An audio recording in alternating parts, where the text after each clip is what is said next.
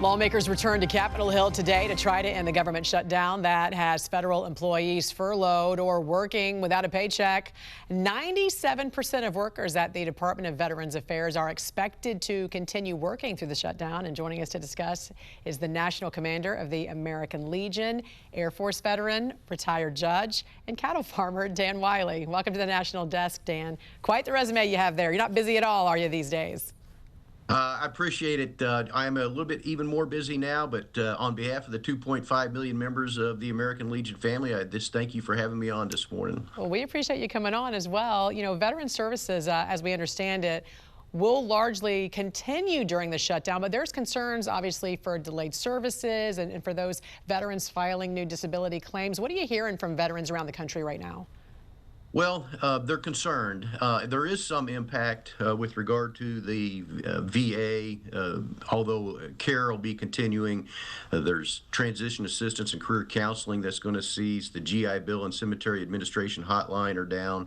There's some regional offices that are closed, and we have some of our veteran service officers are in there, and they're having to use other resources. But the real impact is with our troops. You know, we have the most common rank in the military is that of private, E1 to E3, and 25% of those active duty families are food insecure. They're living paycheck to paycheck. So if the shutdown continues and we get into October 15th and they start missing a paycheck, there is going to be a real impact to these families. And many of them are living along the poverty lines to begin with, making roughly $15 an hour. Isn't this infuriating to you when you hear this? Like the men and women who have served our country and sacrificed so much for our freedoms, and they have food insecurity. Why is that? You know, they signed the dotted line and took the oath to support our Constitution.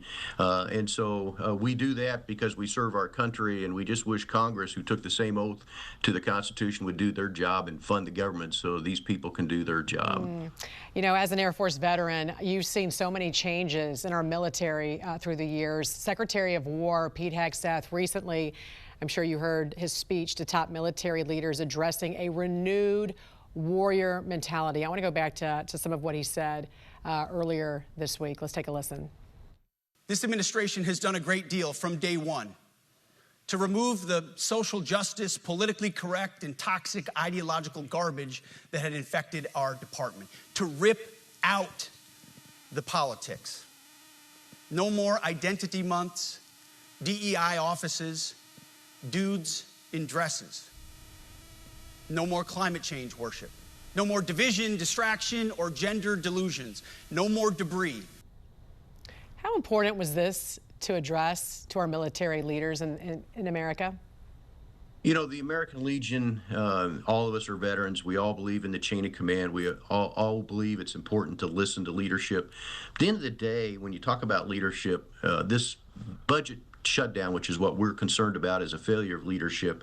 Congress and most parties need to fulfill their obligation, do their job to families, the ones that are hurting. So that's really our focus, is making sure we get government back open so that our service members can continue to do their job without worrying about where their next meal or next paycheck's coming from. What's your message of encouragement to our veterans and U.S. military across the country and around the world who've, you know, as I said, have sacrificed so much to serve and fight for our freedoms? Well, you know, the American Legion has always been there. We stepped up last time and paid the Coast Guard, who didn't get paid during the last shutdown because they're not part of the DOD. They're part of Homeland Security. American Legion's been around since 1919. We advocate for veterans. We had your back yesterday. We got your back today, and we're going to have your back tomorrow. We're going to continue to have your back and get this government back open. Encourage our Congress members to do that. All right. National Commander of the American Legion and Air Force veteran Dan Wiley, great to have you this morning. Have a great weekend. Thank you for your service to our country as well. Thank you.